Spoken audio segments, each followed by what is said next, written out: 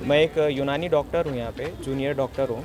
और क़रीब हम लोग 5.5 साल मेहनत करने के बाद में हम लोगों को ये पता चलता है कि हम लोगों को आगे कुछ फ्यूचर नहीं है। ये नाइंसाफ़ी सिर्फ यूनानी के साथ हो रही है, जबकि जब हमारे आयुष डिपार्टमेंट में आयुर्वेद को भी इंक्लूड किया जाता, आयुर्वेद वालों के लिए पोस्ट अवेलेबल है।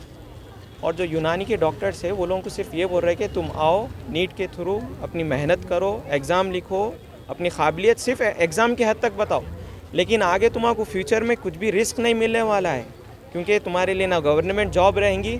तुम सिर्फ 5.5 साल मेहनत कर लेके सिर्फ यहाँ से चले जाओ। ये गवर्नमेंट की तरफ से पूरे ऑर्डर्स है, और ये अभी से नहीं चल रहा है, ये पूरे मीटिंग्स भी हो रही है। और मीटिंग्स होने के बावजूद भी जो हमारी हायर अथॉरिटी है हमारे सपोर्ट में नहीं है। अलबत्ता वो लोग गवर्नमेंट को ही सपोर्ट कर रहे हैं, क्योंकि वो लोगों की कुर्सी सेव रहना है।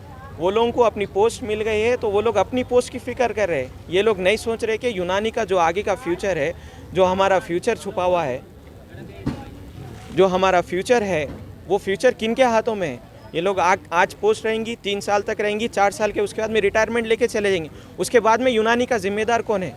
यूनानी को रोशन करने वाला कौन है? जो यूनानी का अहम चिराग हम लोग जो डॉक्टर्स अभी जूनियर डॉक्टर्स है वो लोगों को ये बोल रहे हैं कि आप लोगों के लिए गवर्नमेंट पोस्ट नहीं है। और ये पार्शलिटी जो हो रही है आयुर्वेद के साथ, आप मेरे को एक चीज़ बताइए, अश्वगंधा और अजगंध में फ़र्क क्या है? सिर्फ ज़बान का फ़र्क है, और ज़बान के फ़र्क के लिए आप उनको जॉब से अलहदा कर देते। ये तो सरासर नाइंसाफ़ी है। ये उनको सिर्फ दूसरी ज़बान में, अगर अलबत्ता उनको हिंदी में बोल रहे, हम उर्दू में इस्तेमाल कर रहे। अगर आप हमसे ये चाह रहे कि आप वो ज़बान में बोल के हमको गवर्नमेंट जॉब देते बोले, तो हम वो भी बोलने तैयार है। लेकिन ये नाइंसाफ़ी क्यों? और हमारी सिर्फ यूनानी जो है और आयुर्वेद इस पे बेस नहीं, हमारी तिब्ब नबवी बोल के भी है, एक बड़ा हिस्सा जो है हमारा तिब्ब नबवी पर भी है। और हमारी पूरी मेहनत व मशक्क़त तिब्ब नबवी पर भी रहती। हम उसको पूरा चिरागा करना चाह रहे, पूरे हैदराबाद में, पूरे तेलंगाना में, ऑल इंडिया पे पूरा रोशन करना चाह रहे। इसका जियो ये पास हुआ है कि NHM के तहत में यूनानी बोर्ड को इंक्लूड ही नहीं किया गया, जबकि आयुर्वेद को इंक्लूड करके उनको गवर्नमेंट जॉब्स दियो बोल के ऑर्डर्स भी निकले गए हैं। लेकिन यूनानी के साथ ये नाइंसाफ़ी क्यों? अब जब हम पूछ रहे हैं, यहाँ पे आवाज़ उठा रहे हैं, तो हम लोग को ये बोल रहे हैं कि आपको सर्टिफिकेट्स नहीं देते, आपको है ना अटेंडेंस नहीं मिलेगी।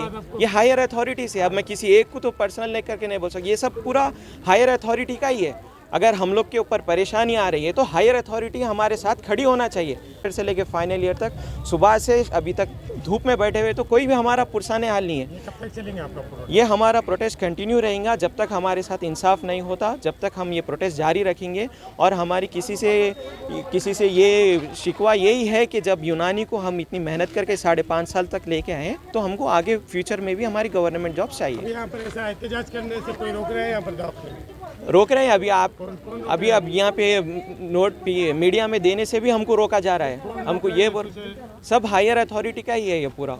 हमारे ऊपर जो हायर अथॉरिटी में बैठे हुए हैं वो लोग सब एक एक अंदाज में, कोई बोलते हैं कि हम बात कर लिए बोलकर, कोई धमका कर, कोई रॉडी शीटर बोलकर, ये अल्फाज इस्तेमाल किए जा रहे हैं एक डॉक्टर्स के साथ।